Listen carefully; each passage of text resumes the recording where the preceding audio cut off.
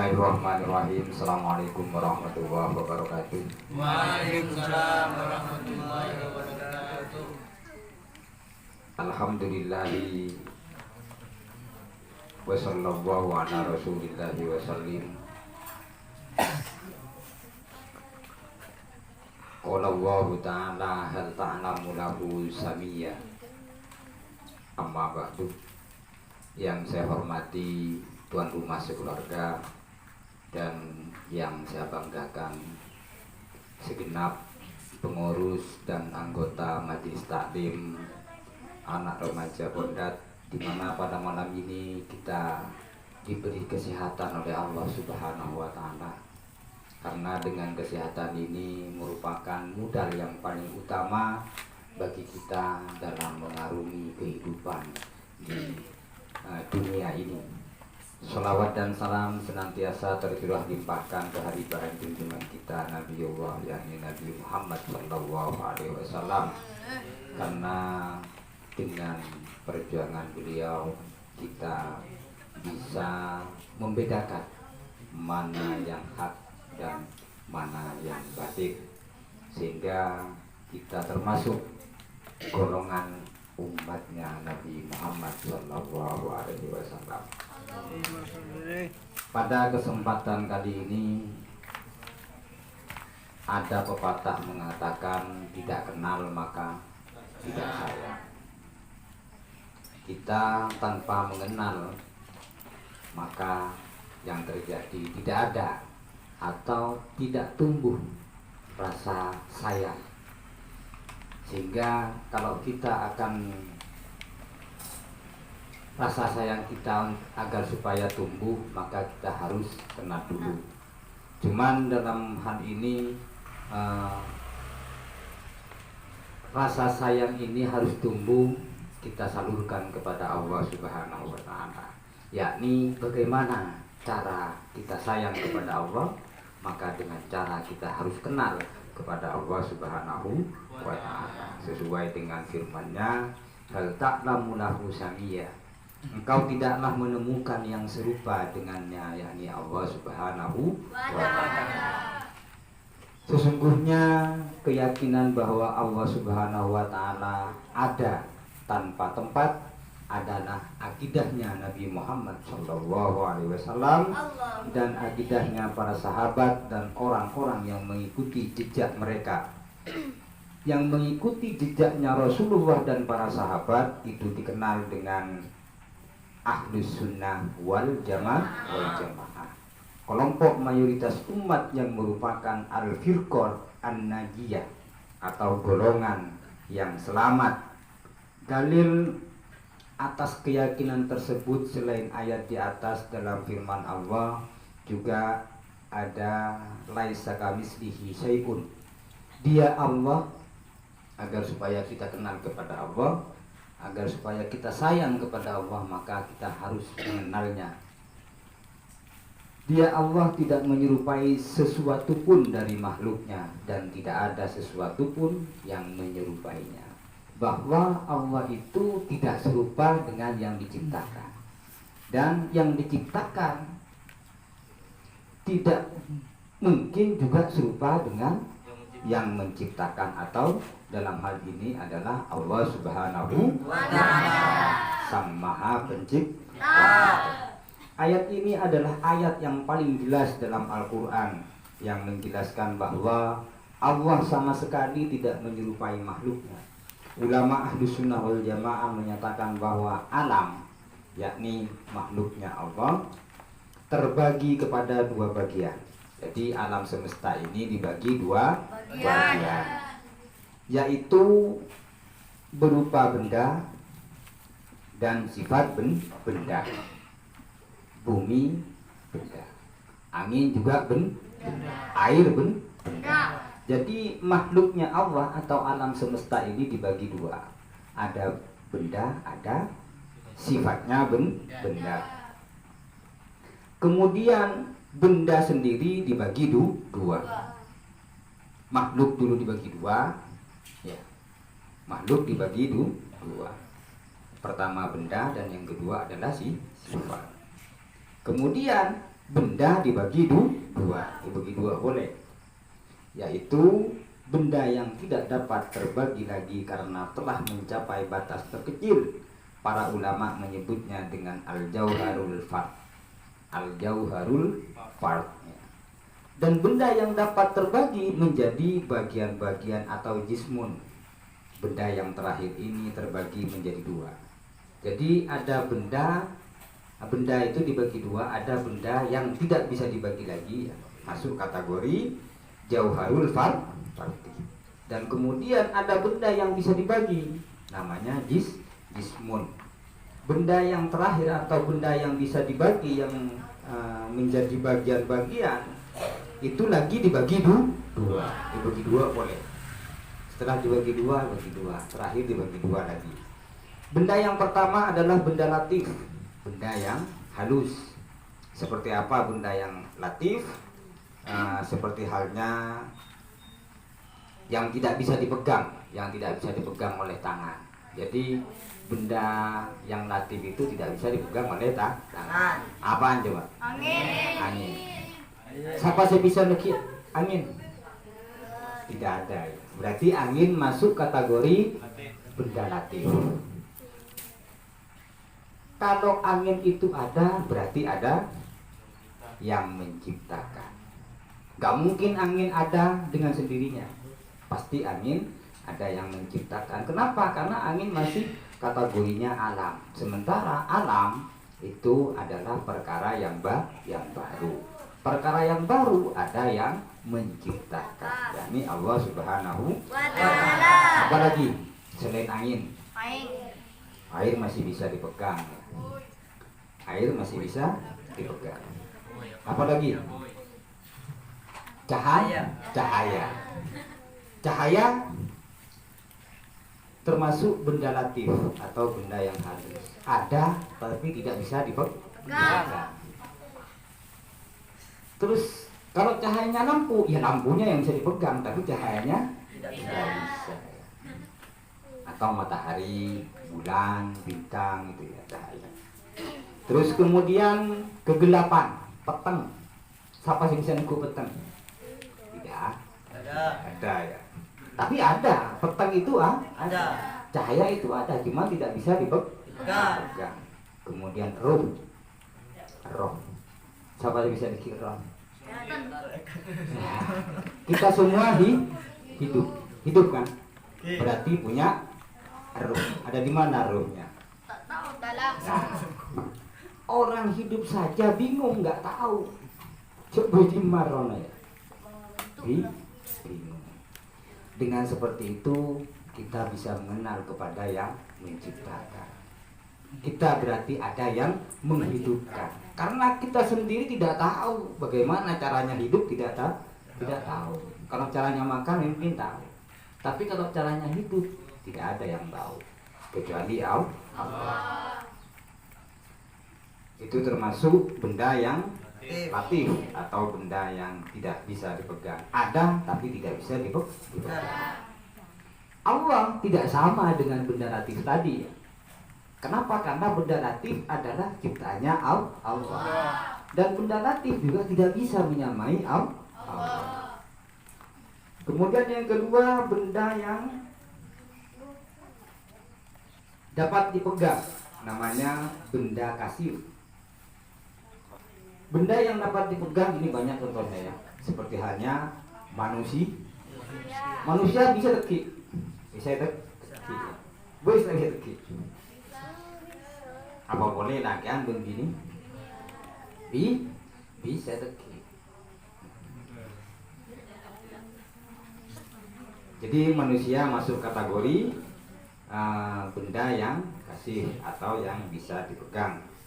Terus kemudian tanah atau benda-benda padat lainnya seperti pohon, batu, HP itu benda yang bisa dipegang.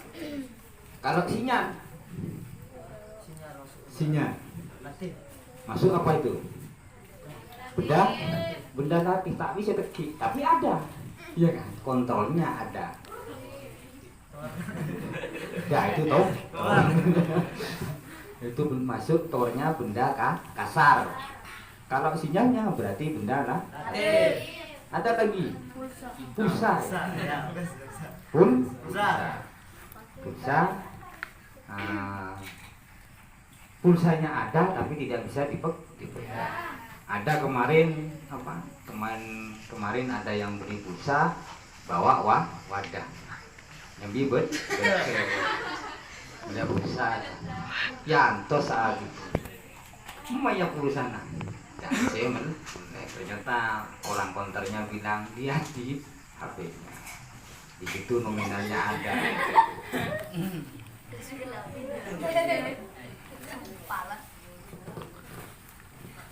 Selanjutnya, sedangkan sifat-sifat benda adalah seperti bergerak. Sifat-sifat benda ini bagian yang kedua dari tadi ya, bagian alam yang kedua. Alam itu ada dua, yang terdiri dari benda, terus kemudian terdiri dari sifat. Yang benda tadi sudah dijelaskan, ada yang latif, ada yang kasar, yang bisa dipegang. Terus kemudian sifat, ini bagian alam yang kedua adalah sifat. Sedangkan sifat-sifat benda adalah seperti bergerak, diam. Bergerak, diam itu merupakan sifat dari benda itu sendiri. Berubah, Allah. Bersemayam, berada di tempat dan arah. Itu termasuk sifatnya benda. Arebon sekarang Majlis Taklim Arebon ada di rumahnya Indra Yuda Putra. Berarti ada tempat di situ. Juga masuk bagian dari kategori alam yang sifat atau sifatnya benda. Menyifati apa? Benda apa? Di antaranya adalah benda yang kasar. Seperti hanya anggota ini ya. Anggota Majlis Taklim ini merupakan benda yang bisa dipegang. Terus juga benda yang tidak bisa dipegang, seperti halnya cahaya, ruh ya. Ruh. Karena kita kalau nggak ada ruhnya ya mati. Cuman kita tidak tahu bagaimana caranya hidup. Memacaranya tak tahu ya. Tapi sekarang sudah mulai hidup. Kenapa? Karena kita sudah mulai kenal kepada Allah. Yang dimaksud orang hidup itu adalah orang yang kenal kepada Allah. Saya contohkan. Dulu Arebon tidak punya soundnya, tidak di sound system. Contoh sederhana. Terus kemudian setelah punya sound system, apa yang ada dalam benaknya? Apa sih pikiran? Senang. Oh tapi gampangnya tandi HP. Kemudian ketika andi HP, apa yang muncul dalam pikirannya? Selain senang. Ya selain senang dan bahagia. Kebutuhan terpenuhi. Hah? Kebutuhan terpenuhi. Terus kemudian yang muncul lagi manfaat ya, manfaat. Lagi. So dan boleh. Terus boleh Komunikasi jarak jauh. Bisa komunikasi jarak jauh. Terus lagi yang muncul, yang ada dalam pikirannya, sudah itu. Nggak pernah muncul yang mengadakan atau yang membeli, dapat dari mana uangnya, nggak pernah. Dalam benaknya muncul ya. Mulai sekarang biar kenal kepada Allah. Jadi makna hidup yang sebenarnya itu sebenarnya adalah kenal kepada Allah. Maksudnya bagaimana? Di saat kita mendapatkan sebuah kenikmatan, contohnya yang asalnya tidak punya kemudian punya, asal di HP kemudian punya HP, maka yang muncul adalah sifat Rahman Rahimnya Allah. Benih muncul atikok, muncul perak, berarti masih belum kenal kepada Allah.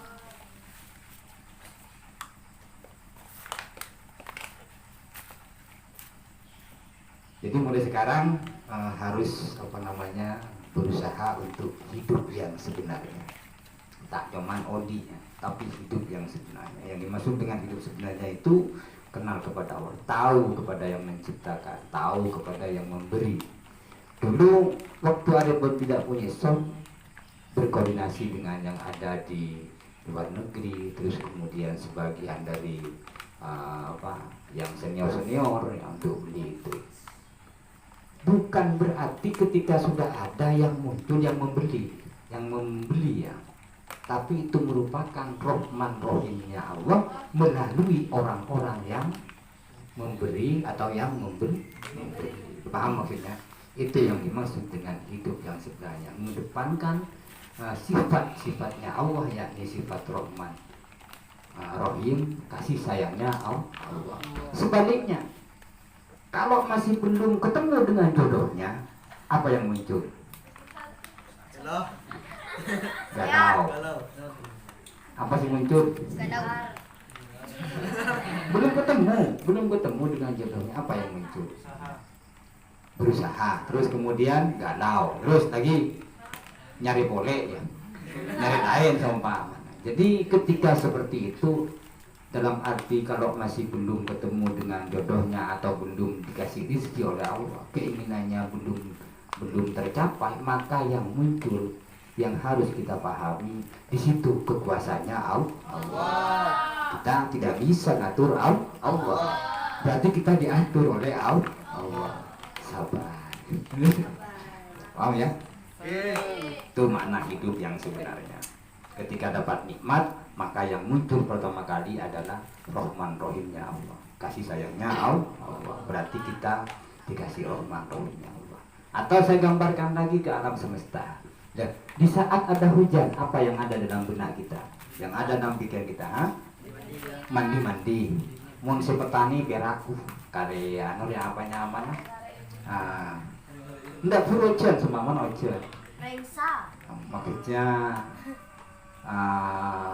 mini ya, coba benih. Iya, kayak bedengan yang bodi si sibuk. Agak hujan, wasaka ya. Si muncul asaka. Nah di situ sebenarnya di saat ada hujan yang muncul pertama kali dalam benak kita, mestinya itu merupakan rahmat dari Allah. Jangan langsung ketika hujan nyari mesin saka. Paham maksudnya? Ngerti ya? Ngerti? Bisa dipaham?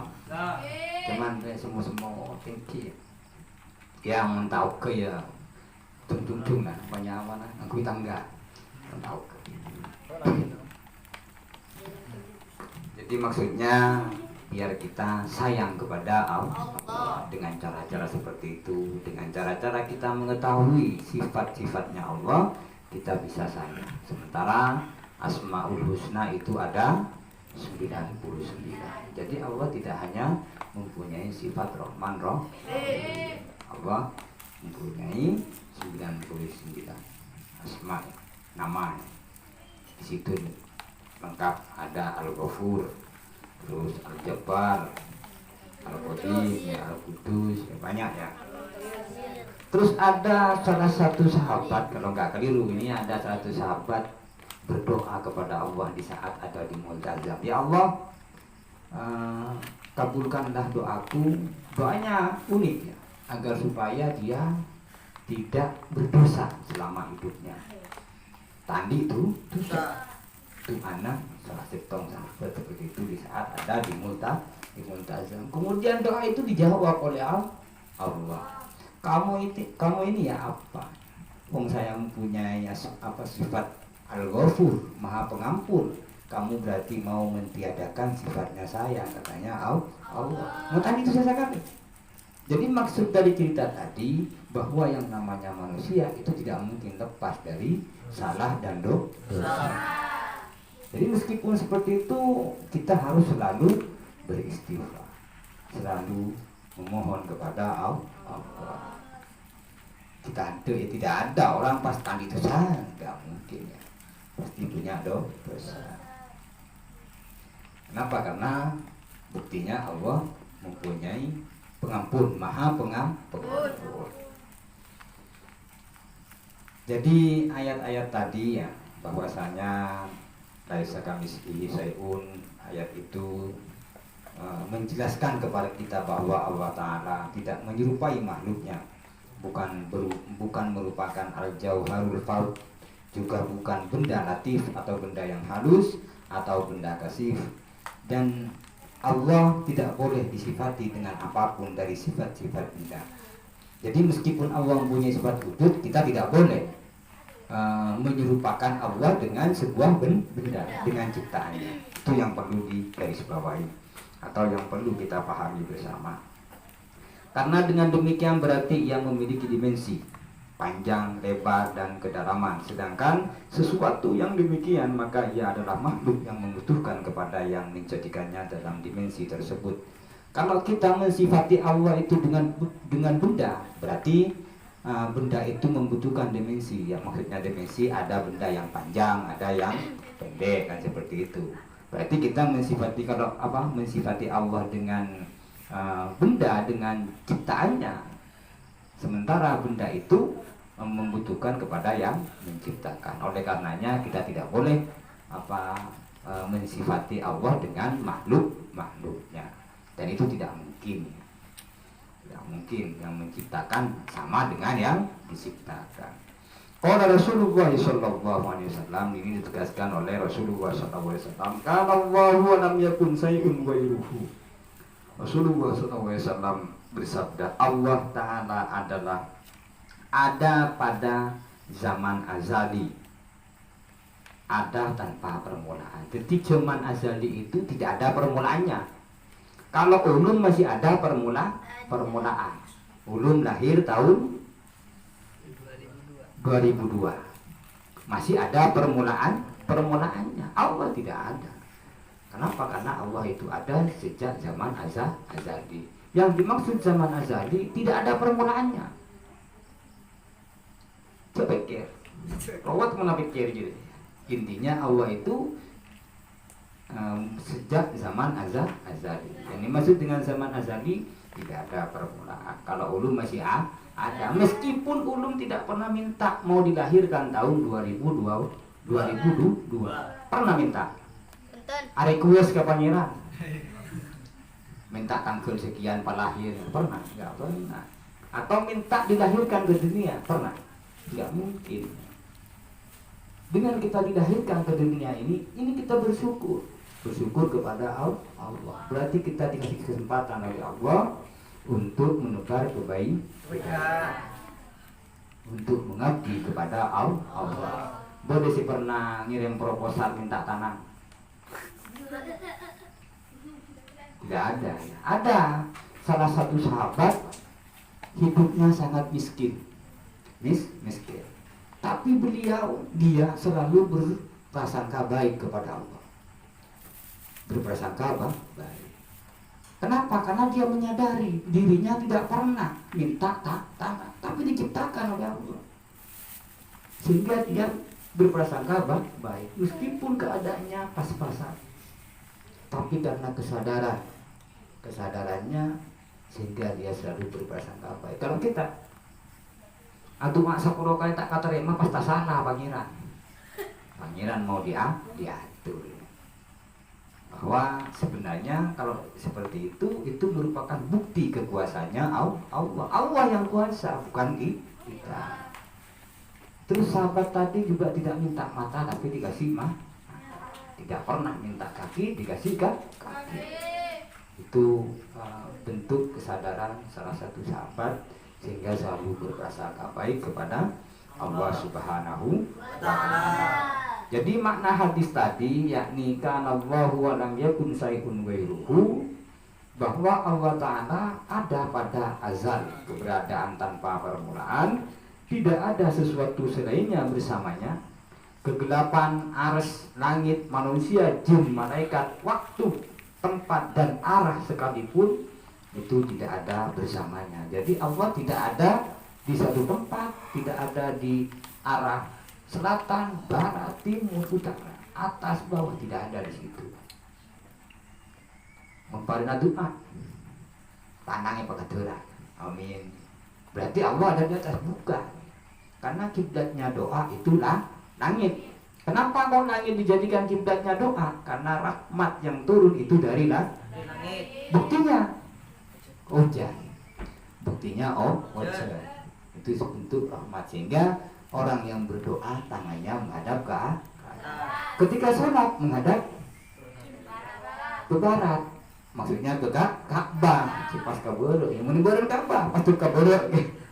Maksudnya kalau orang sholat itu menghadap ke Ka'bah. Cuman kita ada di Indonesia, di Kembangan asal puja untuk kabur, ya, gitu. Berarti menghadap ke Ka'bah. Bukan berarti kita sholat menghadap ke Ka'bah, Allah itu ada di dalam Ka'bah, bukan seperti itu. Jadi paham ya? Sama halnya juga berdoa, tangan ke atas bukan berarti Allah ada di atas. Karena Allah tidak bisa disifati dan tidak mempunyai tempat, tidak bertempat. Mungkin tadi andi ya Roma di tempat akarami, ipalamir, edet apa sibuk wong itu manusia Allah tidak ya. Jadi paham ya? Maka sebagaimana dapat diterima oleh akal adanya Allah tanpa tempat dan arah sebelum terciptanya tempat dan arah.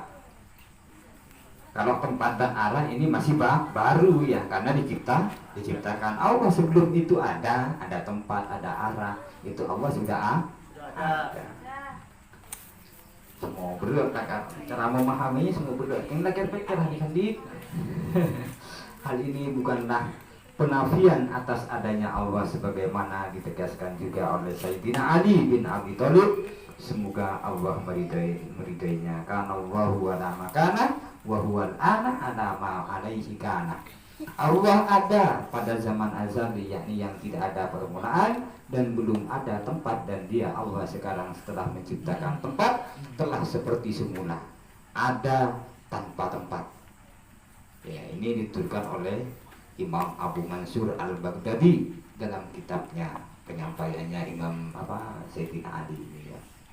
Jadi pernyataan Sayyidina Ali kana Allahu wala makana wa huwal ana alama alaihi kana. Jadi Allah sebelum menciptakan alam itu sudah ada, setelah menciptakan alam juga sudah tetap ada, seperti itu.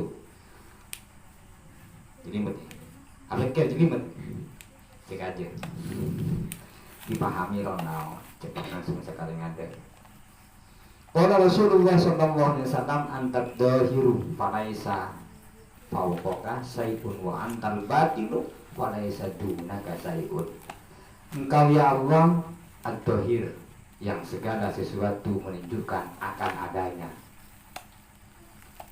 Tidak ada sesuatu apapun di atasmu, dan engkau al-batin, yang tidak ada dibayangkan. Tidak ada sesuatu apapun di bawahmu. Itu pernyataan Nabi Muhammad SAW.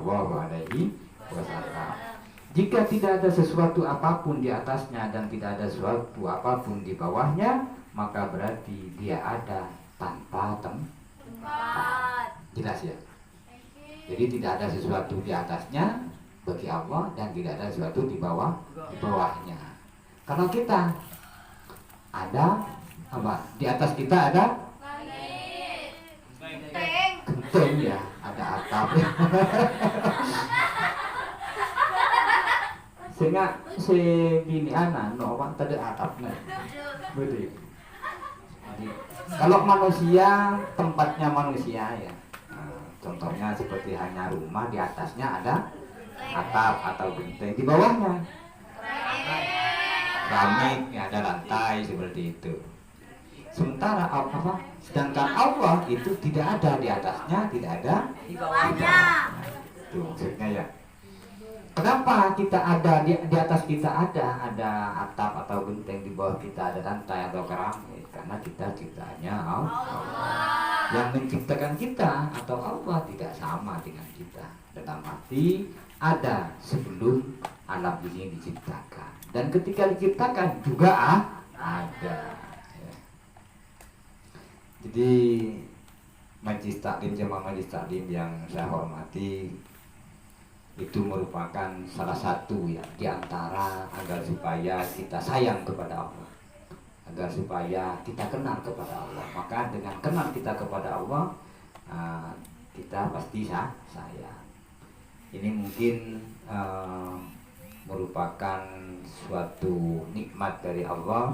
Kita bisa berkumpul setiap malam Jumat seperti ini. Jadi pertemuan setiap malam Jumat atau perkumpulan Majelis Taklim Arifun ini, pertama kita harus cintai bersama. Pertemuan rutin ini atau organisasi Majelis Taklim ini kita cintai bersama. Kita cintai bersama. Setelah kita cintai, kita sayangi bersama. Selanjutnya kita nikmati bersama. Pertama harus disayangi, kemudian dinikmati. Ya. Itu diantara hikmah yang bisa kita pelajari bersama. Selanjutnya perkataan Al-Imam Abu Ja'far At-Tahawi. Ini merupakan ijma atau konsensus para sahabat dan ulama salaf, yakni orang-orang yang hidup pada 3 abad pertama Hijriah. Jadi orang yang hidup 3 abad pertama Hijriah itu kategorinya ulama salaf. Diambil dari dalil dari perkataan tersebut bahwasanya bukanlah maksud dari mi'raj bahwa Allah berada di arsy, berada di arah atas, di arah atas lalu Nabi Muhammad SAW naik ke arah sana untuk bertemu dengannya, melainkan maksud mi'raj adalah untuk memuliakan Rasulullah Sallallahu Alaihi Wasallam dan memperlihatkannya kepadanya keajaiban makhluknya Allah, sebagaimana dijelaskan dalam Al-Quran surat Al-Isra ayat 1. Dengan demikian tidak boleh dikatakan bahwa Allah itu ada di satu tempat atau di semua tempat. Berarti kalau Allah tidak ada di satu tempat, ada di semua tempat, juga tidak boleh. Itu maksudnya. Atau ada di mana-mana. Atau kita menentukan Allah itu ada di mana-mana. Tidak boleh. Intinya Allah itu ada. Buktinya apa? Adanya alam semesta. Atau kalau saya contohkan tadi, di saat kita mendapatkan kenikmatan, maka yang harus muncul pertama kali adalah sifat Rahman Rahimnya Allah. Karena kasih sayangnya Allah, kita dikasih apa yang kita inginkan. Seperti itu. Mau tak dikasih, kepasnya lagi. Ya, jangan menyalahkan. Ketika dikasih tak ingat kan, saya beri. Ketika saya beri, ngucap-ngucap kan saya beri. Ya. Allah dilibatkan nantinya ya. Tapi kalau kita dapat nikmat tidak pernah melibatkan Allah, itu yang tidak baik. Apapun harus selalu melibatkan Allah. Itu merupakan bentuk sayangnya kita kepada Allah.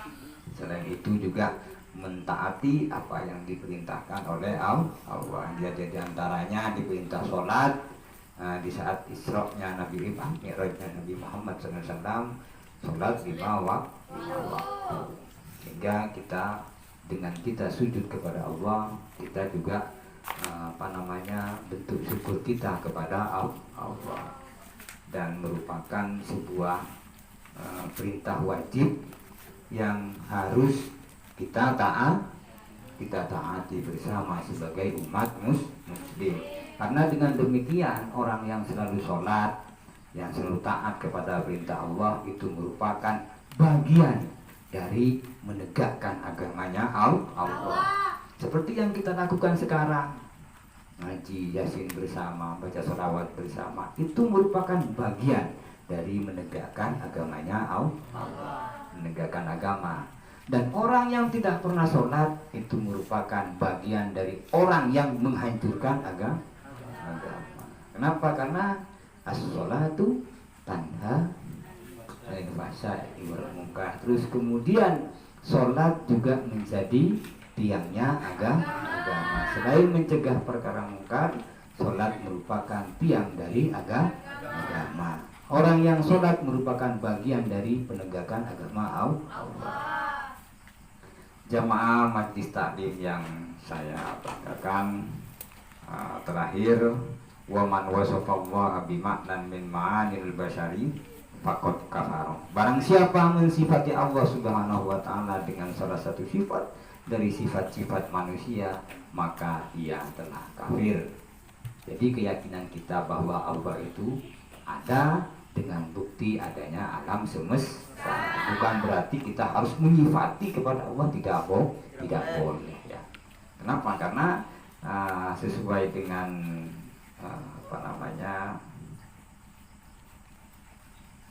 keterangan waman wasafallaha bimaknan min ma'anil basyari faqad kafara. Di barang siapa yang mensifati Allah dengan salah satu sifat dari sifat-sifat manusia atau sifat-sifat makhluk yang lain, maka ia telah kategorinya orang kafir, bermaksiat kepada Allah. Padahal telah diketahui bahwa beribadah kepada Allah hanya sah dilakukan oleh orang yang meyakini bahwa Allah Subhanahu wa Ta'ala dan tidak menyerupakannya dengan sesuatu apapun dari makhluknya. Jadi ibadah kita bisa diterima oleh Allah, ibadah kita bisa diakui oleh Allah dengan cara kita meyakini kepada Allah. Kemudian kita tidak boleh menyerupakan Allah dengan makhluknya atau dengan apapun. Imam Al-Ghazali juga berkata, la tasihul ibadatu illa ba'da ma'rifatil ma'budi. Tidak sah ibadahnya seseorang hamba kecuali setelah mengetahui Allah, setelah mengetahui Sang Maha Pencipta yang wajib disembah. Jadi tak pernah tahu kepada Allah berarti salatnya atau ibadahnya tidak sah. Itu statement yang disampaikan oleh Imam Al-Ghazali. Oleh karenanya mulai dari tadi kita sudah belajar mengenal, berusaha mengenal kepada Sang Maha Pencipta, yakni kepada Allah Subhanahu wa Ta'ala, agar supaya sesuai dengan statementnya Imam Al-Ghazali, la tasihul ibadatu illa ba'da ma'rifatil ma'budi. Tidak dianggap sah ibadahnya seorang hamba kecuali setelah mengetahui Allah yang wajib disembah. Hal itu karena beriman kepada Allah dengan benar adalah syarat diterimanya amal soleh seseorang. Tanpa beriman kepada Allah dengan benar, maka segala bentuk amal soleh tidak akan diterima oleh Allah Subhanahu wa Ta'ala. Sebelum pertemuan kita akhiri, kita baca surat Al-Quraisy 7 kali ya. Al-Fatihah dari Nabi Mustafa Muhammadin sallallahu alaihi wasallam. Syaulillaahumul Fatihah. A'udzubillahi minasyaitonir rajim. Bismillahirrahmanirrahim. Alhamdulillahi rabbil alamin arrahmanir rahim maliki yaumiddin. Iyyaka na'budu wa iyyaka nasta'in ihdinas siratal mustaqim siratal ladzina an'amta 'alaihim ghairil maghdubi 'alaihim waladdallin. Al-Fatihah. A'udzubillahi minasyaitonir rajim. Bismillahirrahmanirrahim. Alhamdulillahi rabbil alamin arrahmanir rahim maliki yaumiddin. Iyyaka na'budu wa iyyaka nasta'in ihdinas siratal mustaqim siratal ladzina an'amta 'alaihim ghairil maghdubi 'alaihim waladdallin. Al-Fatihah. A'udzubillahi minasyaitonir rajim. Bismillahirrahmanirrahim. Alhamdulillahi rabbil alamin arrahmanir rahim maliki yaumiddin. Iyyaka na'budu wa iyyaka nasta'in ihdinas siratal mustaqim siratal ladzina an'amta 'alaihim ghairil maghdubi 'alaihim waladdallin. Bismillahirrahmanirrahim. Lillahi Quraisy lillahi lillahi was-sayf. La ya'budu rabbal baiti alladhi at'amahum min ju'in wa amanahum min khawf wa amanahum min khawf wa amanahum min khawf wa amanahum min khawf wa amanahum min wa amanahum min khawf wa amanahum min khawf. Bismillahirrahmanirrahim. Lillahi Quraisy lillahi lillahi was-sayf. فليعبدوا رب هذا البيت الذي أطعمهم من جوع وآمنهم من خوف وآمنهم من خوف وآمنهم من خوف وآمنهم من خوف وآمنهم من خوف وآمنهم من وآمنهم من خوف وآمنهم من خوف. بسم الله الرحمن الرحيم. لإلاف قريش إيلافهم ليلة الشتاء والصيف. فليعبدوا رب هذا البيت الذي أطعمهم من جوع وآمنهم من خوف وآمنهم من خوف وآمنهم من خوف وآمنهم من خوف وآمنهم من خوف وآمنهم من خوف وآمنهم من خوف. بسم الله الرحمن الرحيم. لإلاف قريش إيلافهم رحلة الشتاء والصيف.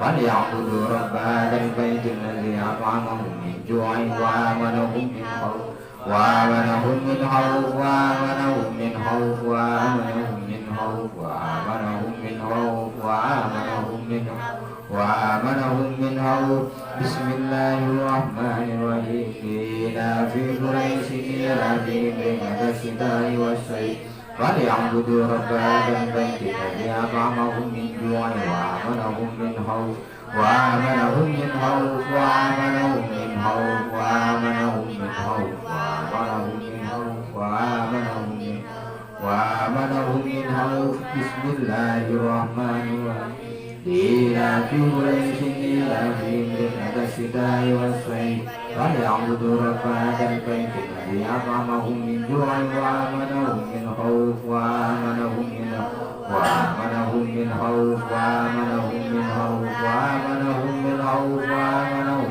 من خوف وآمنهم من خوف بسم الله الرحمن الرحيم إيلاف قريش إيلافهم رحلة الشتاء والصيف فليعبدوا رب هذا البيت الذي أطعمهم من جوع وآمنهم من خوف وآمنهم من خوف وآمنهم من خوف وآمنهم من وآمنهم من خوف وآمنهم من خوف وآمنهم من خوف. Assalamualaikum warahmatullahi wabarakatuh.